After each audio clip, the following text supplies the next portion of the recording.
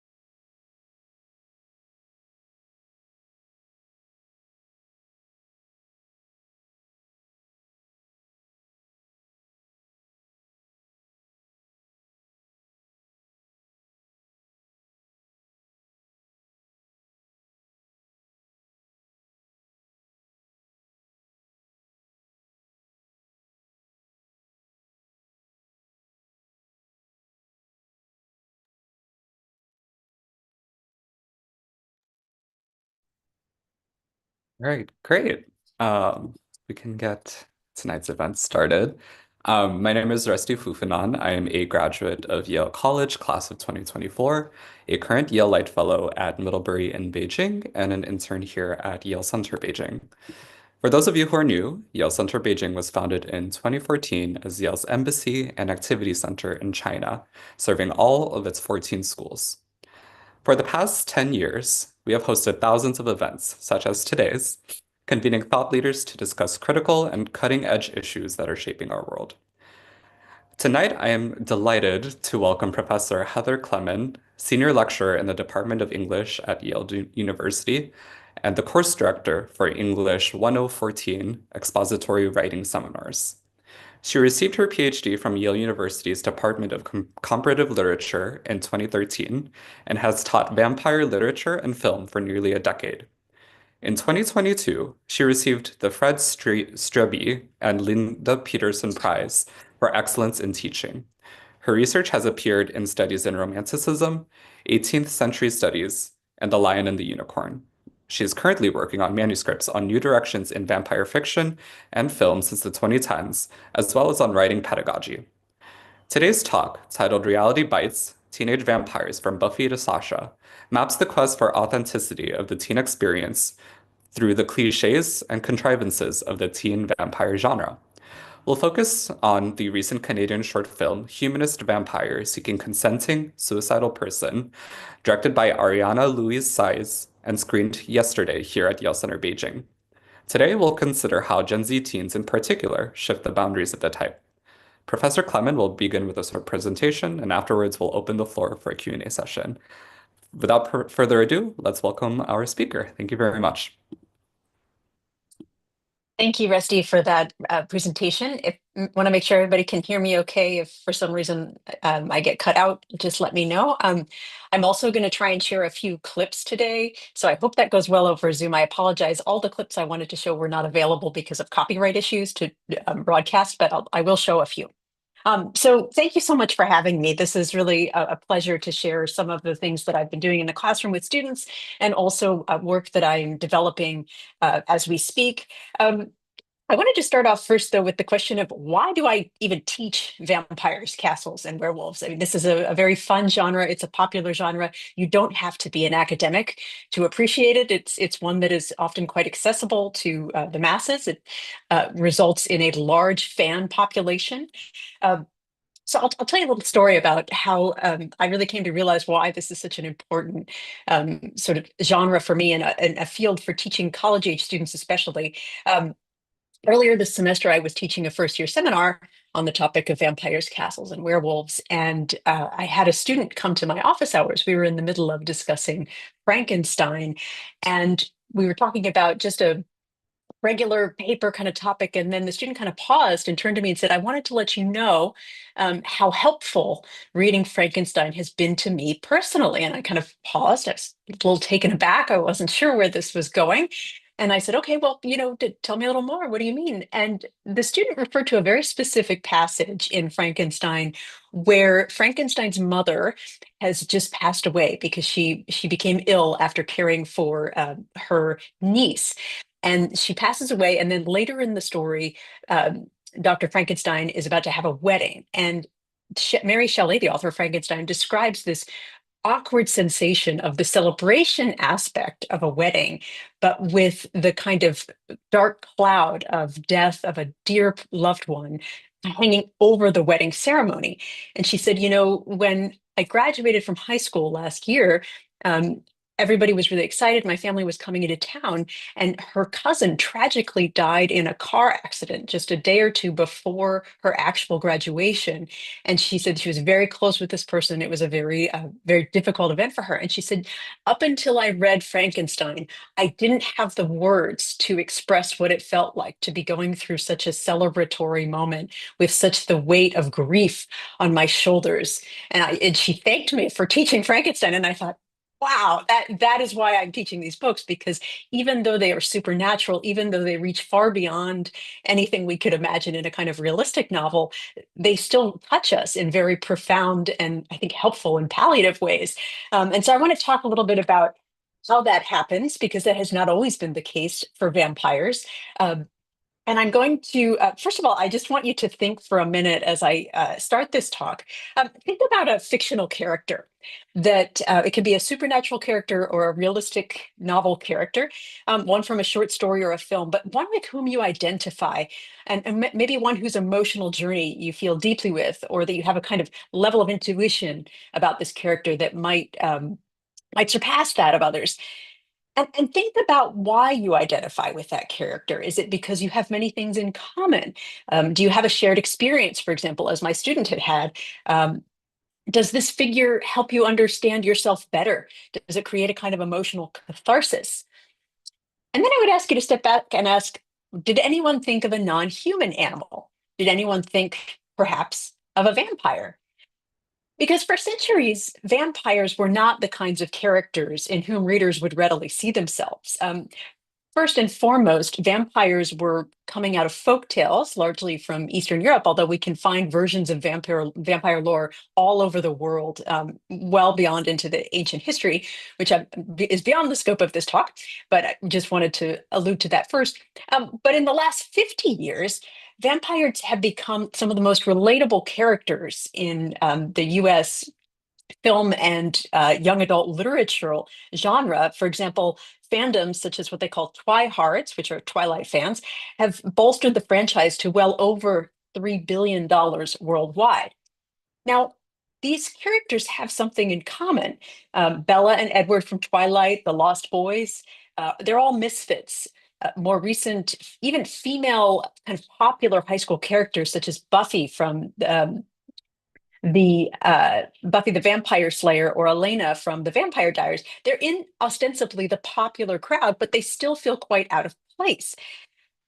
And few things capture the teenage experience in the United States better than characters who feel as if, on some level, they don't belong. And of course, both teenagers and vampires, it seems, are subject to dramatic and unpredictable mood swings. And while few teenagers today are fighting for the salvation of mankind in an epic battle royale for survival against all the dark forces of the universe, as these teen dramas point out, being a teenager still often feels that way. The emotional repertoire of the vampire may be hyperbolic, but in this regard, it might actually approximate an authentic emotional experience of someone transitioning to adulthood. So audience really find kinship, relatability, and authenticity with teen vampires. And if, as Stephen King writes, fiction is the truth inside the lie, it might seem that the bigger the lie, ironically, the greater the truth. So I was asked earlier this semester, why are we so interested in vampires? What draws us to vampires? And I have kind of three answers that I want to touch on today. The first is vampires are a hotbed of sexual desire, deviant and otherwise. Second, vampires in this particular period of vampire literature in particular help navigate teens' transition through adulthood and help them understand sexual awakenings in modern young adult literature. And third, vampires make for terrific contemporary satire, as documentaries such as the famous What We Do in the Shadows movie and TV series has shown us. So my talk is going to be twofold today. I'm going to trace a brief history of the origin of the sexualized rakish vampire trope from the early 19th century up to Edward Damon, Stefan, and more. And then second, I want to consider this newcomer, the humanist vampire seeking consenting suicidal person, which was screened last night, which I see as a pretty big disruptor to this genre. And I think it's one that really helps us understand where the possibilities of the teen vampire might go. What I have not intended to talk about today, but which I think are important to think about nonetheless, are other revivifications of the vampire genre that are very contemporary, including the 2024 Nosferatu and Sinners, which just came out last month. These are very exciting, I think, for where vampire films are going, but they're not specifically about teens. So I'm happy to talk about those, but they're not part of the talk. All right, so where do vampires come from? Well, there's a lot of really interesting theories. I'll share with you one of my personal favorites. This comes from an anthropologist, sociologist, Paul Barber.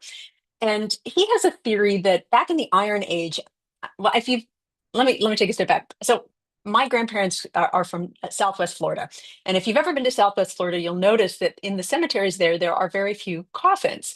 And the reason for this is if you bury a coffin in what is effectively a swamp, there's a good chance it won't stay underground. It might kind of over time, over years, kind of float to the top. So Paul Barber's one of his arguments for where these images of vampires came from early on, and vampires here usually meaning kind of vivified corpses that don't look all that dead or decayed yet. They're still kind of living, but they're pale.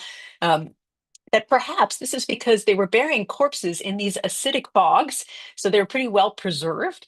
And then what would happen is, because it was a bog, is that as the decomposition gases developed in the body, it would make them lighter and they would kind of rise to the surface. And so one of the things they did was they would pin the body to the bog with a stake, which is perhaps one origin of the famous vampire lore of staking the vampire to really destroy them. This again is just a theory, but of course, vampirism is often potentially an allegory for epidemics, for deaths. There's a lot of stories in which families die fairly quickly. And again, that would tie in with the idea that if one family member gets very sick, in just a matter of hours, much of the family could also be sick and dead very quickly. And so they became a way to kind of explain that. And I would, if that's a kind of line of thinking that is of interest to you, there's a very recent film by Adrian Beau called The Vordelak, which is also in French, but with subtitles. And it's based off of a short novella by Alexei Tolstoy, second cousin to Leo Tolstoy. And this is all about a kind of family drama of the contagion of the vampire. Um, so, but even before we get to teen vampires, I want to just talk for a minute about I'm going to share my screen here about the way that vampires came into kind of Western literature and started to develop as we know them today. So I'm going to share my screen here for a minute.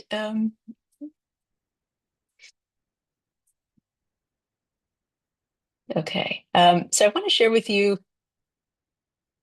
Okay, so the poem I want to share with you first is by a German named Heinrich August Ossenfelder, and this is from the mid 18th century. And so there's a lot of lore coming out of Serbia and Hungary. And this poem was actually commissioned to go in a magazine with in a publication with some reports of what was actually happening that was coming through. There were actual vampires that were being documented or people that claimed to be vampires. So I'm going to read this to you. And what's unique about this poem is it's one of the first examples of a vampire being something incredibly sexual. So I'll read it to you, and I want you to notice the different ways in which this poem in particular plays with the question of consent, namely, there is no consent.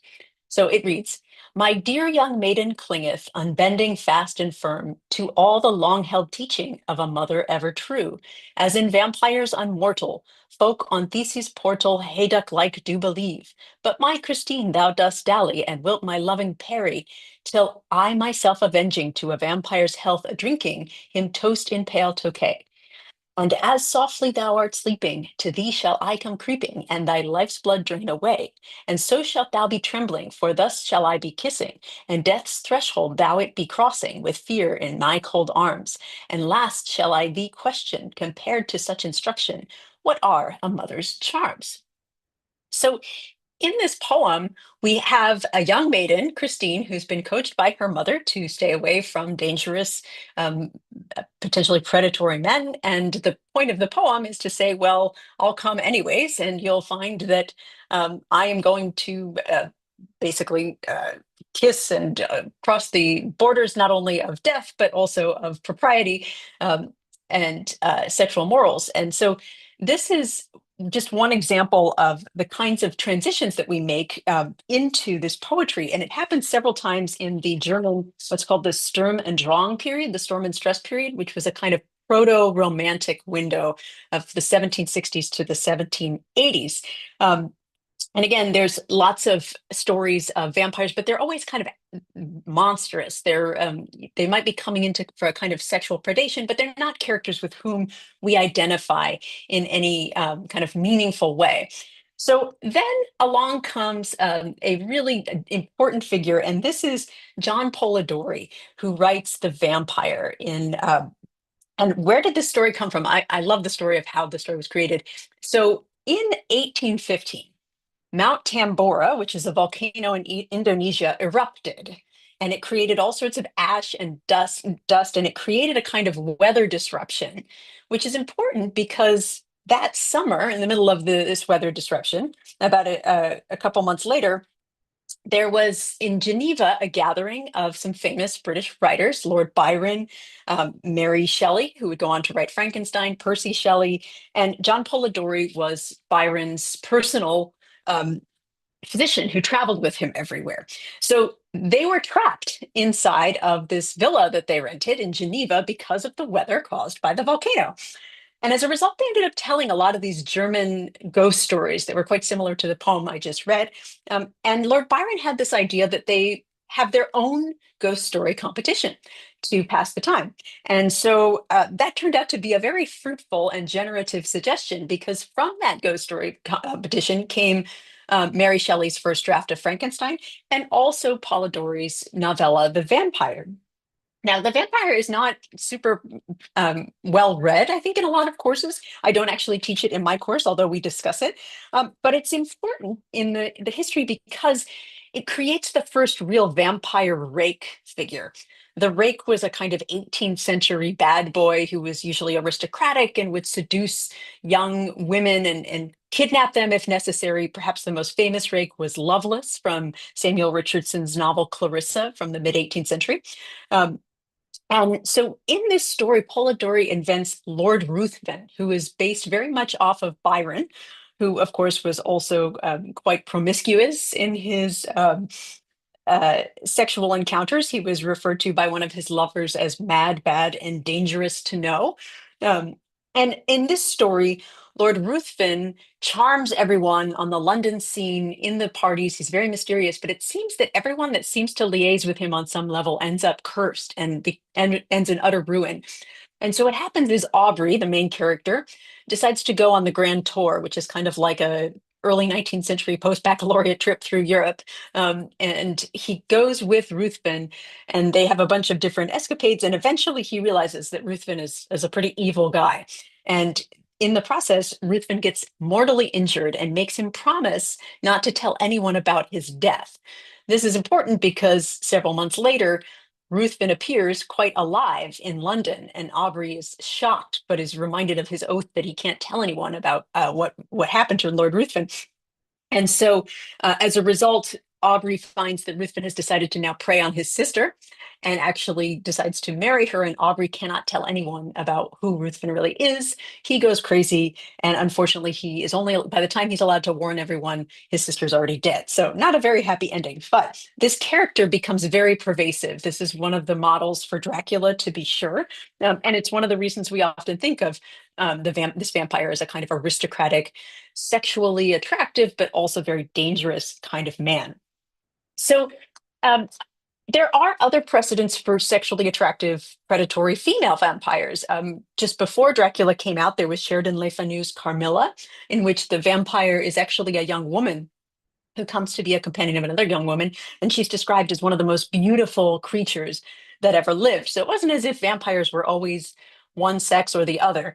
But they've always, ever since Lord Ruthven, they've typically been, with the exception, of course, of Count Orlok and the kind of line of Nosferatu, they've typically been very attractive. And we see that that's only been enhanced by film that has taken place in the interim. So from the earliest black and white films, you have Bela Lugosi's iconic Dracula character and vampires, including Kiefer Sutherland, Tom Cruise, Brad Pitt, Robert Pattinson. These are all fairly attractive actors. So this idea of the good-looking, sexually attractive vampire has certainly pervaded.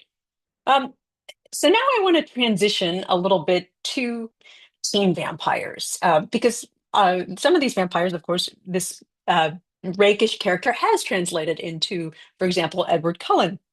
But there's one important shift that happens in the 90s, and this is with Joss Whedon's series Buffy the Vampire Slayer.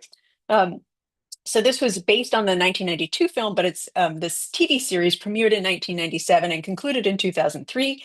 Um, it's basically a 1990s version of a vampire story, except that the main character, Sarah Michelle Gellar, known as Buffy Summers, is a vampire slayer. She has been born into the role of having to save the world from evil vampires. And this was an important show, not only because it was taking the history of vampires in a new direction, but also because at the time it was an important show for representing different queer identities on TV. That many of the scenes, as I'll show you in a moment, were one of the ways to illustrate on screen what it might be like to be a queer teenager without explicitly getting into the politics or sometimes even the language of queer identity in any explicit way, although later seasons certainly do that. So I want to share with you one of the clips that I think really captures what's helpful about the teen, that's kind of quintessential about the teen drama, and that is this juxtaposition of having to save the world and having to take a math final, and how those two things carry almost identical weight for the teenage vampire slayers. I'm going to share my screen. Oops, one second.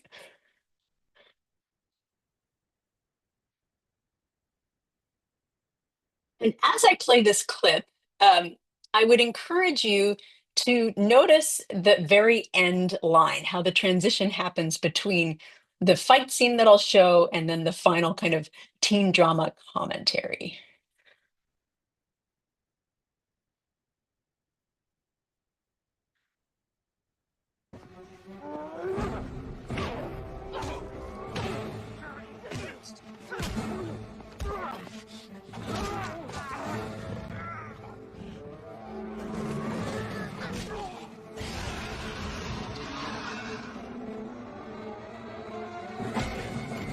Can you get a message to Angel for me? Tell him I'm done waiting. I'm taking the fight to him. You got that? Need me to write it down for you?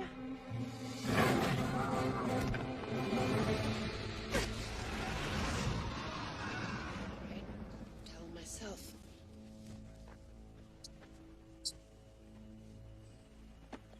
Oh. Oh. I'm good. Don't worry about me. You know, you don't have to patrol with me. I had that guy under control until he resorted to fisticuffs. Oh, what is that, 5 vampires in 3 nights? Yep. But no Angel. Are you really that anxious to come up against him? I want it over with. I hear that. Oh, we better go. I haven't even started studying for finals yet. Oh, yeah, finals. Why didn't you let me die? Yeah, look on the... That moment of, oh right, finals, why didn't you let me die? The kind of cast aside hyperbolic comment is actually perfectly matched with actual death scenario. And it really helps us understand what it might feel like to be a teenager facing finals. Um, on a more serious note, though, it also, as I was saying before, helped illustrate some of the teenage negotiations of queer identity, especially with older parents that were not necessarily understanding of um, this relationship. So, in my next clip, I'm going to show you a dialogue between Joyce, Buffy's mother, and Buffy when she is coming out to her mother as a vampire slayer. And if you listen closely to the dialogue between the mother and daughter, they're talking about vampire slayers as the kind of identity that is being shared, but you could easily insert a different word there. For example, lesbian or transgender, and to understand the kind of conversation that's taking place. So listen for that as I show you this next clip.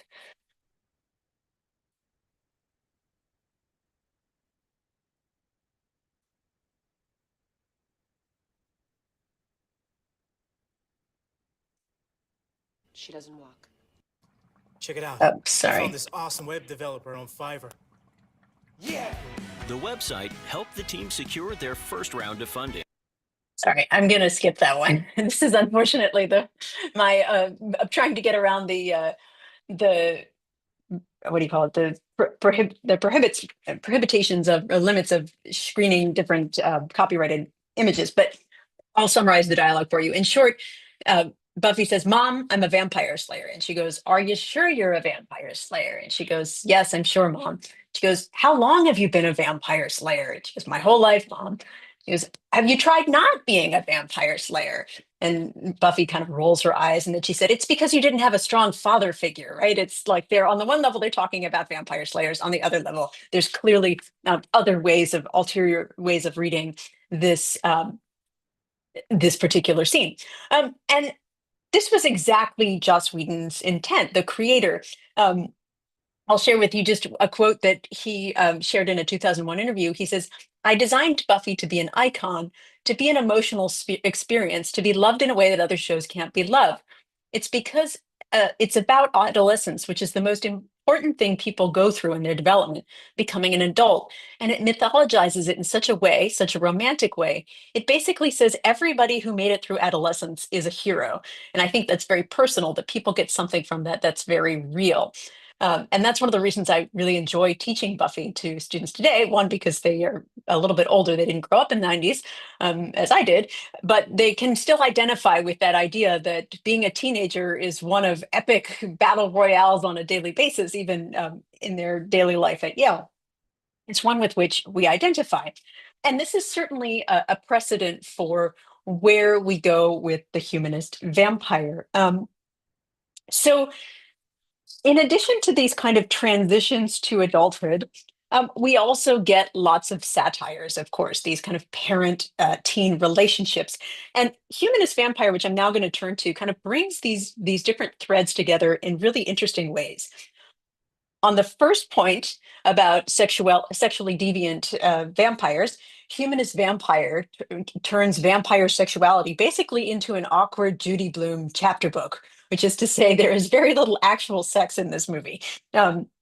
And that's part of, I think, the delightful tension of teenager life, and particularly for Gen Z, as it's been documented by those in studies of anthropology and sociology.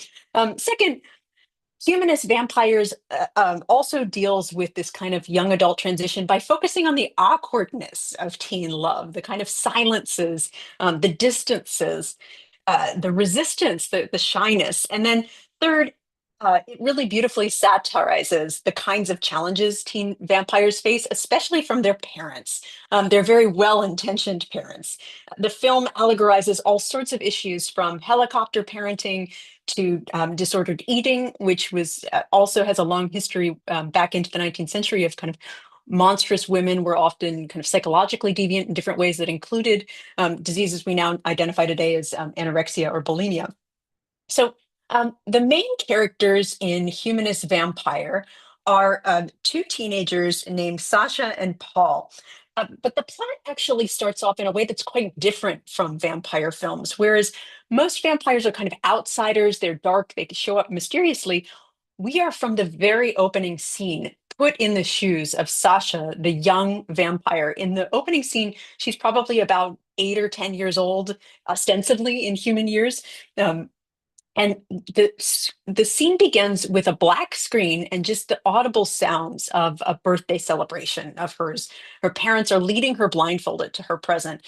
Then the screen finally reveals a piano, and you are getting the absolute perspective of Sasha. So we know we are in the point of view of the vampire right from the beginning, which is quite different from many of the teen stories leading up to this point. And what happens in this young Sasha's birthday party is a clown shows up as part of her present. It turns out that the clown is meant not only as entertainment, but as a family snack, which is quite traumatizing to young Sasha, who loves the clown and does not want to see him destroyed. And as a result, this leads to a kind of series of trauma-infused questions by the parents. Sasha is not developing her fangs on time. This is the kind of coming of age moment when a vampire learns to desire to kill, and they create little fangs that pop out from their mouth. And so what do her parents do? Well, they do what any normal parent would do. And they take her to vampire teeth specialists. She goes through a series of testing. There's all sorts of, let me share my screen real fast to show you the image here. There's all sorts of various kind of mental studies that they do. And her parents, of course, are asking the questions that typical parents would ask. There's a wonderful conversation between her parents at this particular neurologist's office, where Georgette, the mother, and her father are arguing over what the right course of action is for their daughter. She goes, "We know nothing about post-traumatic stress." And then the father goes, "I know my daughter. She just needs time. Everyone has their own pace." Georgette, "It won't fix itself. The longer we wait, the more she'll be impaired. Our job is to raise an independent child." Aurelian, the father, says, "It's also our job not to force her into something she's not ready for." I'm pretty sure I've had that exact conversation with my partner about children at various stages in my life.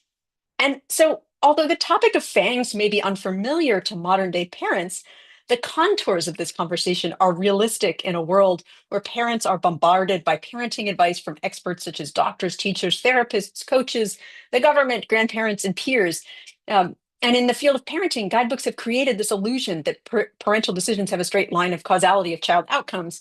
Here we get a wonderful satire that, of course, that is not true. So as Sasha grows up, turns out in this story, vampires age much more slowly. She appears to be a teenager, but she's actually about 68 years old, vampire life expectancy being approximately 300 years. She comes across Paul, and Paul is a kind of outsider of a teenager. He's very shy. He works in a bowling alley where he receives no respect. His boss pours nacho cheese in his shoes. And when we meet Paul, he's standing on the edge of a building, deciding whether or not to jump.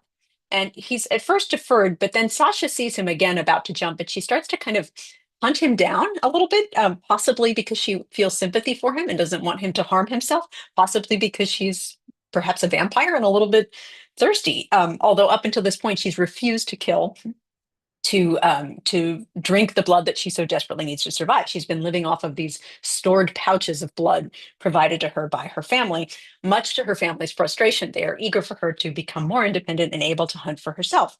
They later reconvene at a depression and suicide small group, and they realize that they have something in common, or a way to help each other, in that Paul doesn't want to live anymore and he's willing to give his life for a greater cause. And Sasha recognizes that maybe she could take him up on this offer. So what happens is she brings him back to her room where she's staying with her cousin. And as you can see from this scene, all sorts of teenage awkwardness ensues. There is attraction, there is nervousness, there is fear. There are wonderful quotes like they're sitting on the bed together and Paul says, would you like me to lie down? Should I turn off the lights? Would it help if I bent my neck like this? And of course, they're not talking about the typical teenage hookup. They're talking about vampire blood-sucking moment. But again, it's awkwardness. It's not lustful sexuality of previous teen dramas that we've seen.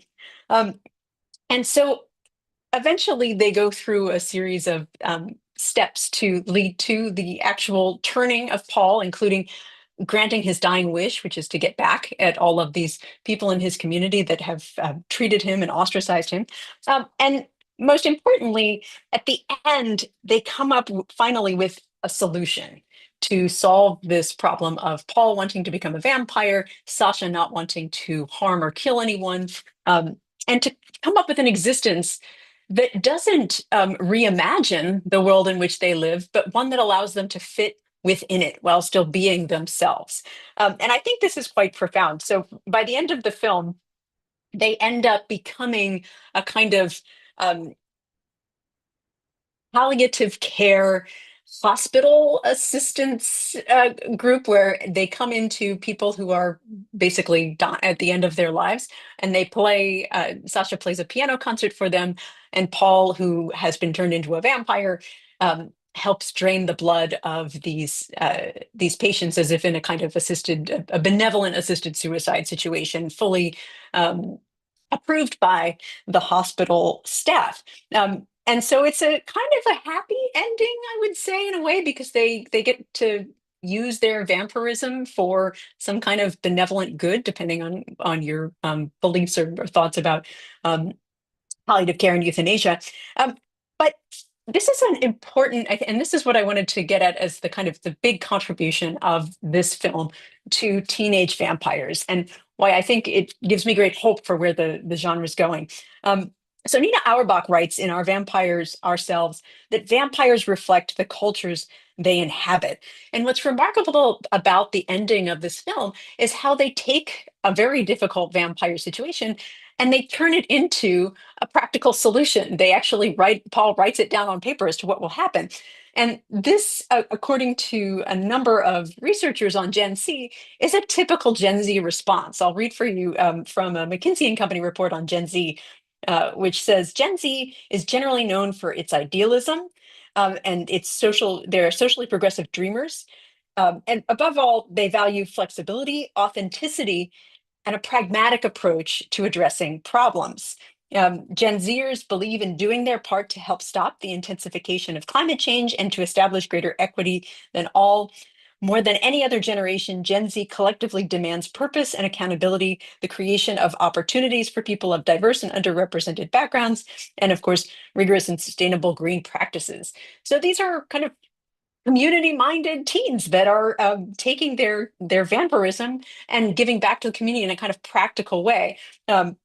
So I just wanted to conclude by saying that this might be our first Gen Z teen vampire film, and it's one worth considering because of the ways in which it takes the genre and really adapts it to the demands of the teenage culture that we have today. And I'll stop there. Thanks. Thank you so much. That was such a riveting presentation.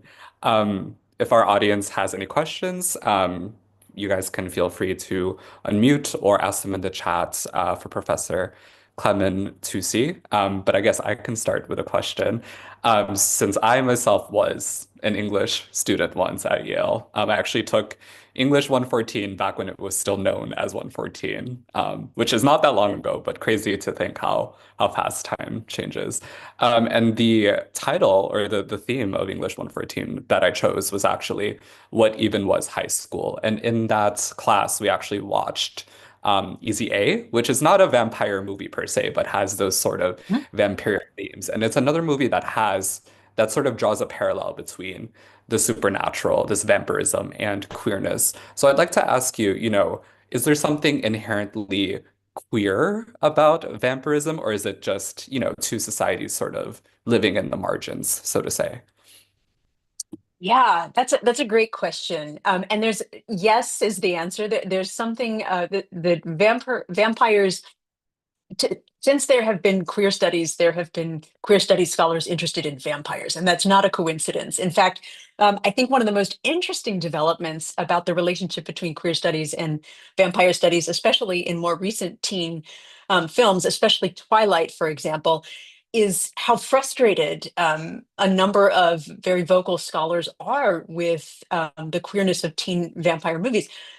Dracula is a very queer figure. Bram Stoker was composing the book in the middle of Oscar Wilde's trials for gross indecency, which was another term for homosexual behavior at the time, which of course was illegal, and was very concerned about different kinds of forms of deviant sexuality. So that goes way back. But in these more recent versions, such as Twilight, many queer scholars are frustrated by how the vampire, which was seen as a kind of celebratory figure, um, within queer studies has become completely normalized. That the Cullens are a total bourgeois family with a mother and a father and kind of traditional, totally heteronormative behaviors. And even to the extent that we could read Edward as perhaps a version of a queer man, he's still incredibly circumscribed by normalness, and that's really frustrating to a lot of writers. And I think you could make the same critique of the humanist vampire. I mean, these vampires live in a very happy and supportive family unit. There's nothing particularly scary. We identifying with them is actually quite problematic if the point of having a vampire as a queer figure is to make sure there are always other sexualities out there that can exist and have and flourish. These movies don't help that cause because they kind of reinscribe them as normal or normative in various ways. So there's a lot of pushback actually, and I think well deserved. And then of course we have all sorts of new sexualities being developed through things like Nosferatu. So it's not dead, but it's definitely a concern. Great, thank you. We'll turn to any of our audience members. Feel free to just unmute and ask our speaker a question, or feel free to type it in the chat as well.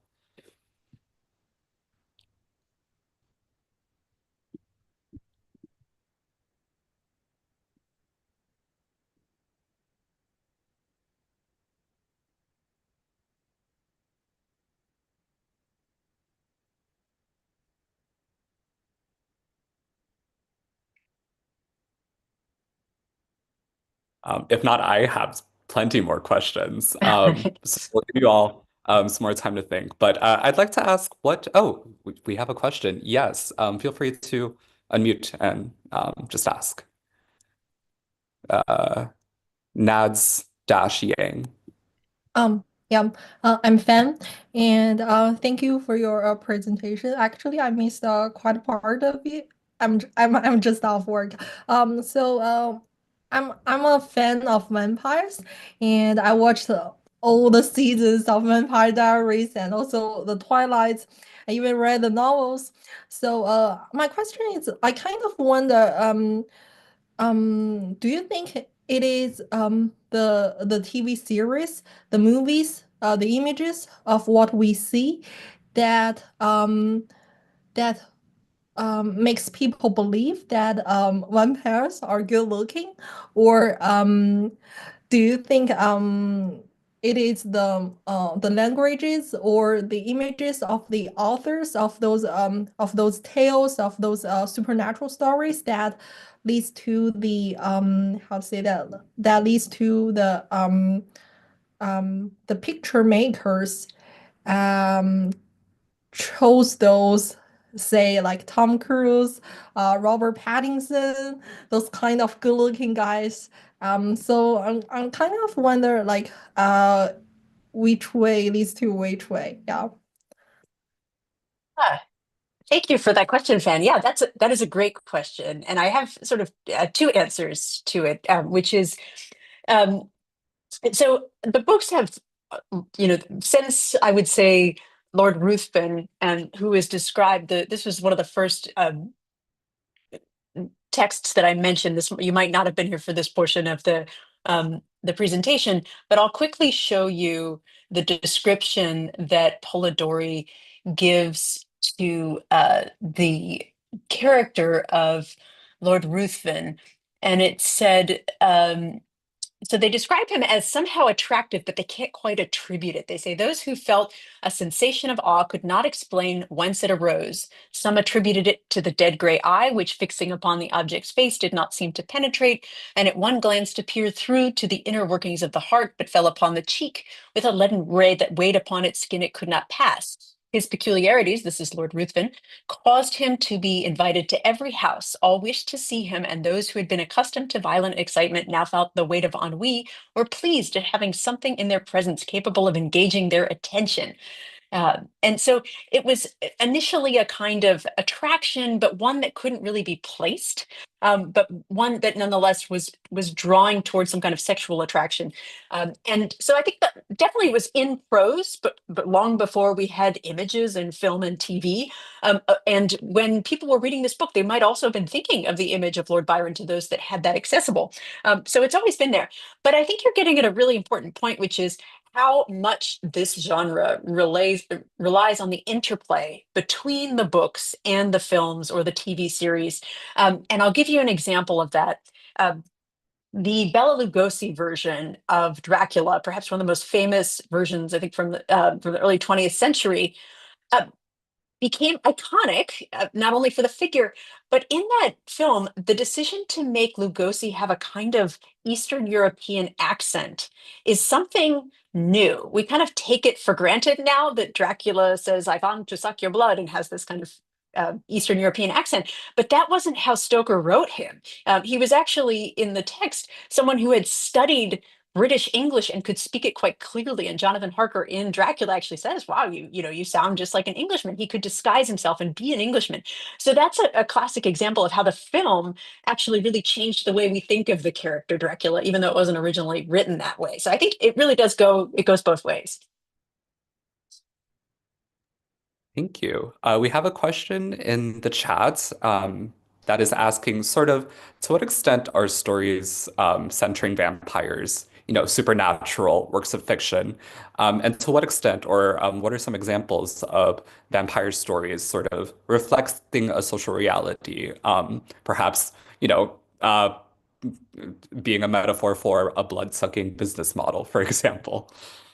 Yeah, that's a great question. And yes, vampires as a metaphor have been quoted. I mean, Karl Marx referred to capitalism as a vampire sucking on the labor of society, and so that has always been a kind of trope associated with exploitation, and particularly of the economic sort. Um, and that's been relayed, I think, in a number of these stories. Perhaps the best example would be Dracula, Stoker's novel, which has been read by many scholars as an example of global capital. Dracula, if nothing else, is a capitalist who's able to spread his empire from Transylvania all the way to London using lawyers and ships and ports and bills of exchange. He's got all of these resources at his fingertip. He's actually quite advanced technologically for the 19th century. And a lot of scholars have read that as his ability to be a mirror reflecting back the kind of British Empire circuit that was also very predatory. So yeah, 100%. All right, thank you for putting that question in the chat. Does anyone else want to ask a question live? Oh, there's a follow-up question. Do you think of vampires as sort of being a transformation from a beast or a monster to some godly being? Oh, that's a great question. I think it really depends on the author and the vampire. I think uh, one of the texts that really dives into that question is Anne Rice's interview with the vampire from the 1970s. This was another really pivotal novel in the kind of trajectory of the vampire genre because of this interview format that she presents it, we get this vampire Louis who becomes a vampire and is very conflicted about it. He wants to be human and he goes on this quest to figure out who made him, who is his maker. He doesn't really care if it's Satan or if it's God. He just wants to know to whom he belongs, and he doesn't find that answer, and that is one of the reasons the book is so full of despair. So that's one of the big questions that vampires are raising again and again. And then the question of being a beast or a god, at the same time, there's a lot of turning to this, well, vampires are just doing what comes natural to them, and it becomes a kind of Darwinian predatorial angle that resurfaces in Interview with the Vampire as well, where the kind of killing that takes place is often dismissed as, oh, well, they're just doing what animals do. We don't fault tigers for attacking people. We don't fault bears. And this happens also even in the Humanist Vampire when Paul says, oh, well, you must be hungry. You know, you're a predator. And that also contributes to some of the physical features that many of these authors and filmmakers are describing vampires as attractive because they have some kind of predatorial evolution that makes them easier to lure in their prey. All right, great, thank you. Sophia, do you want to ask your question live?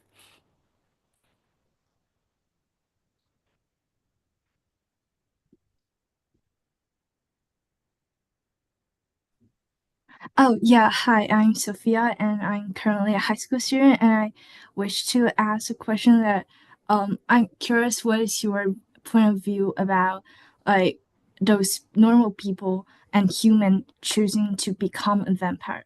Like in the movie that we watched yesterday, like Paul chose to be an vampire and asked him to make him to be so. And also in Twilight, like Bella also wanted to be an vampire. Like she's actually a human first. So actually, vampires has a lot of advantages. I would say, like they can live for a long time, but why human are choosing to become a vampire, and what are like the reasons that you say think that's behind all of these? And yeah, just Yeah. pretty curious. Yeah, thank you. That's a great question. And it helps us think through some of the different rules that we have for vampires. I mean, they change from story to story, but things like you can't go out into sunlight, garlic crucifixes can help you resist a vampire. One of the most important ones is that vampires in general, since Stoker, once they are turned into a vampire, they're frozen at that age for all eternity, and they have to suffer through all eternity. So it's usually a trade-off of, do I want to exist through all time with superpowers, which at first seems like a good idea, until it becomes kind of horrifying, the idea of having to live on Earth and witness one's peers and loved ones passing away, aging, and have to actually look at that as opposed to participate in it is a big trade-off. And that's why I think the Humanist Vampire film is actually a really nice addition, because it's one of the first vampire stories to step back from the kind of frozen eternity to give us a true coming of age story. We don't really know how Sasha became a vampire. Presumably, she was born into it from her vampire parents, but she gets to age. It might take longer, it might be over a span of 300 years, but it's a very different and I think more hopeful movie because of the conclusion of her life that will be part of the story. And so I think it's also humanist, not just in the sense of she has sympathy for those that she kills, but it's humanist in reminding us that so much of our humanity is tied up to our mortality, to that finite endpoint that brings value. And that becomes really the theme of Interview with the Vampire. It gets satirized in the documentary, the mockumentary, What We Do in the Shadows, where there's one character who begs to become, she's a mom and she begs to become a vampire so that she can boss her husband around as her familiar.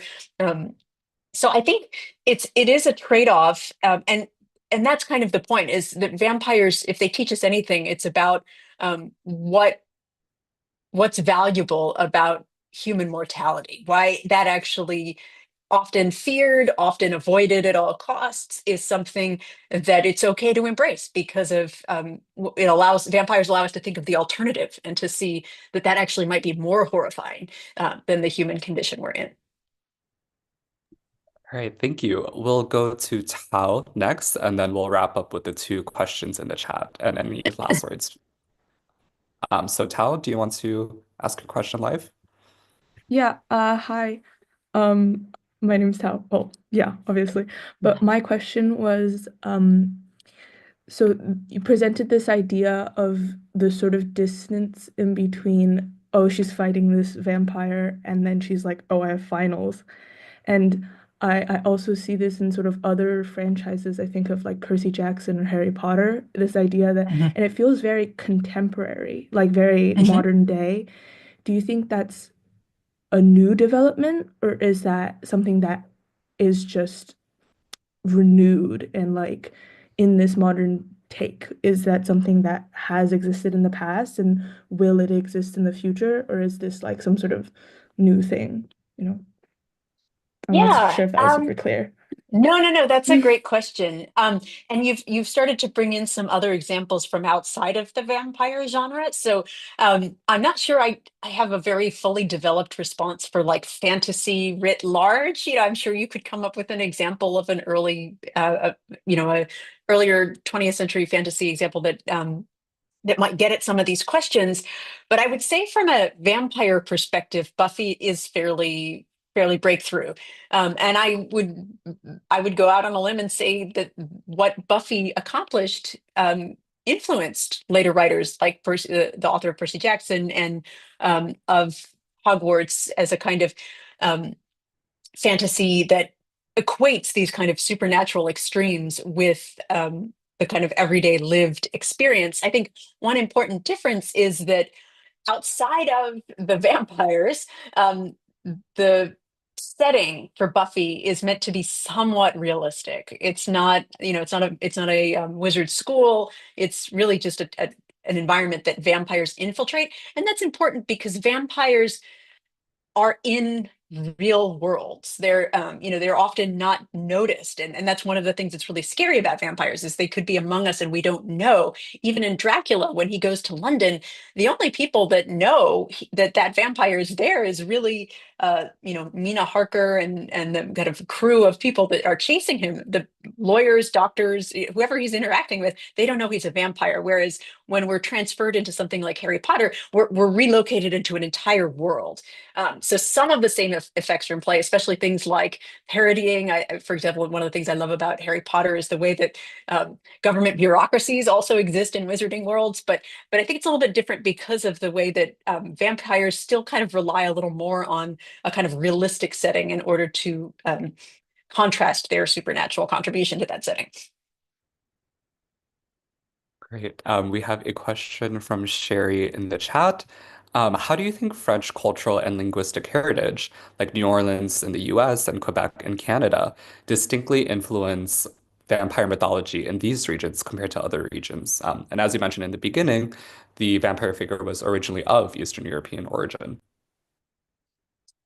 Yeah, that's a great question. And it's a really hard question because there are forms of vampires all over the world. And even in the Western tradition, some of the earliest vampire literature that was contemporary with the poem I read earlier Sometimes they mention kind of blood sucking explicitly, but sometimes there's no mention of fangs. Sometimes it's just a kind of vivified corpse that steals people away. So it doesn't have all the tropes of the vampire. So it can be hard to, first of all, create like a boundary of like, this is definitely a vampire, this is definitely not, when we start to look globally at the vampire genre. And I also think that there's I haven't given much thought to tracing a through line from early New Orleans, like Interview with the Vampire, kind of French Revolutionary era vampirism, all the way to French Quebec. So I'd have to give that some more thought. But I think one of the speaking of Interview with the Vampire and the French vampire influence there, in that book, it is really about explaining certain political events in terms of vampirism as well. So the kind of chaos and of the tumult of the French Revolution make it kind of possible that something like a vampire could exist because it was a state of chaos and a lack of logic. So there are one of the wonderful points about vampires, and this was actually said in a review recently about Sinners, is that they make for great period pieces because you can drop them into any point in time because they've potentially lived through it, and they can kind of take on their own reflection of that period and that culture or that particular geographical region. So I don't know if I'm giving you a very good answer to your question, but I'm not sure I could trace a line right through. But you're asking the right question, which is how does the vampire in its period and location take some of the things that these tropes share and make it unique to that culture? And that's what I think Nina Auerbach means by vampires reflect the cultures in which they live. And which I think is why Humanist Vampire is kind of a very contemporary reflection of a current moment in North America.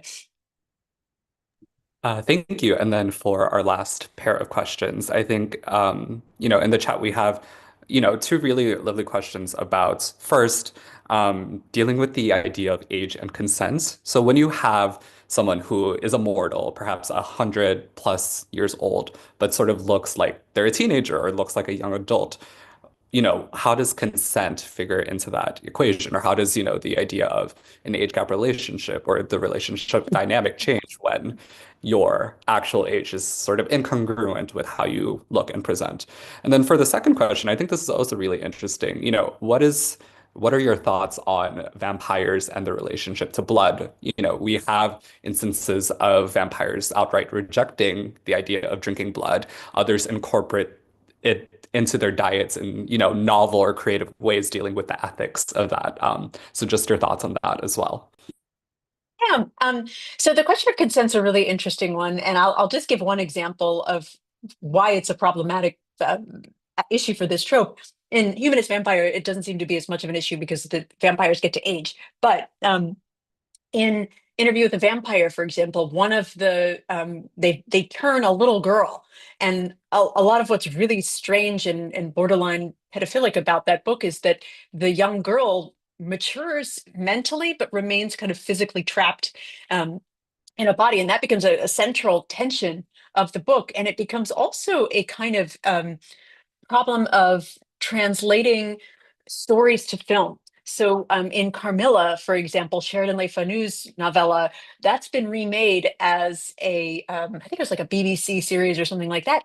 And I think the casting was really hard because in the book, the girl is probably prepubescent, probably like 12 or 13 years old, but they have to show pretty graphic scenes, and so they really had to find the right cast. It was almost, I'm sure there are laws around what you can and can't show. So yeah, and this goes back to the original question about queer sexuality in vampires. Like this is where vampirism lives, is in pushing those boundaries, testing those limits of what can be seen and not seen, and it's definitely limited by what is allowably shown on screen by regulators. And then to the question about blood, is it possible to need only? Yeah, I think.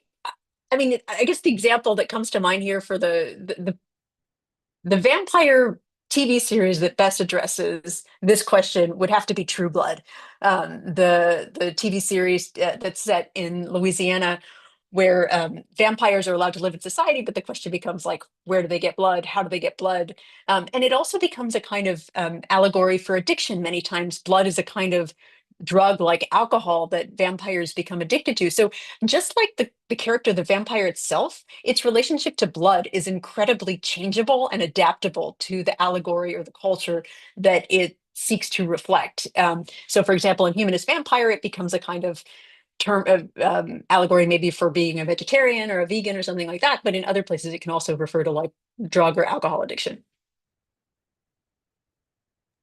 Thank you. Do we have any final questions that anyone would like to ask? Oh, okay. Yes. One from Fan again. Yeah. So it's me again. Thank you very much for your answers. I have actually two short questions. The first is, do you think there is any similarities between the reasons why vampires were firstly created long, long time ago in those tales and novels, and those of the reasons why supernatural figures were created in Chinese or other cultures. For example, lots of the Chinese supernatural figures were created because of people's awe of the nature. And the second question related to the future. So, with the rise of AI, robots, like all kinds of more supernatural figures that people are creating right now, do you think people's fascination with vampires will fade away? Yeah, because I think people's discussion about those figures in the novels, in the tales, or are getting less and less with the heat of those AI of those more powerful stuff coming out. Yeah. Mhm. Yeah, great questions. I'll start with the second one first. I mean, am I worried about the future of vampire stories? Not at all. I think it will continue to find ways to regenerate. But I take your point. I haven't yet seen a vampire story. It doesn't mean it doesn't exist. I just haven't read or seen it yet. That really tackles AI as a kind of cultural representation that vampires could reflect. That said, I will say that when I teach Frankenstein every semester, I am constantly amazed and awed by how Shelley anticipates pretty much every ethical question that we've ever raised about artificial intelligence in that one book, on so many levels. So, is it possible for books 200 years old to anticipate some of the questions that are now really coming to the front and center as a result of the advances in technology? 100%. Do vampires answer those questions right now? I don't know. I think that's something to keep an eye out for. I think, and if those of you that are aspire to write vampire novels, maybe write one about AI vampires. And then the other question, if I could, I might have to ask for you to restate it, but you were comparing different types of spiritual inspiration for the creation of these supernatural beings. Was that the crux of the question? Maybe you could restate it for me. She says yes in the chat. Yeah. Okay. Great. So again, I don't want to. I want to try and stay specific to vampires because I don't. They're not a catch-all for supernatural beings. I think that the the origins that most directly influence the trajectory of vampires in the West, as I see it, are related to plague, related to accounts of. I mean, there is, I think, some kind of blood disease that causes people to crave iron that can only be found in blood. I mean, there are a few kind of medical precedents, but as far as it connects to stories globally, that's beyond my scope, I'm afraid. I would love to learn more, though. Those, if anyone is working on vampire stories in Eastern literature and that sort of thing, but it's not an area I've explored in depth. All right. Thank you so much, Professor Klemann. Are there any final thoughts you want to share with our audience tonight? Thank you so much for having me. I hope you've enjoyed learning about vampires, and I hope that you've maybe found a few more characters that will help you make sense of this kind of wild and unpredictable world we live in. All right. Thank you so much. And thank you so much to our audience for joining us tonight. Please make sure to follow Yale Center Beijing on all our platforms. We have so many other fun events and lectures and activities, and you can find them all on our website and all on our official media platform. So thank you, everyone. Have a good night. Hope everyone is coming back from the holiday and had a good rest.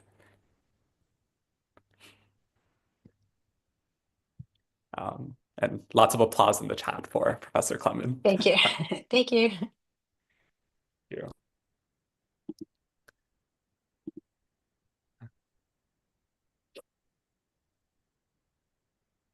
All right.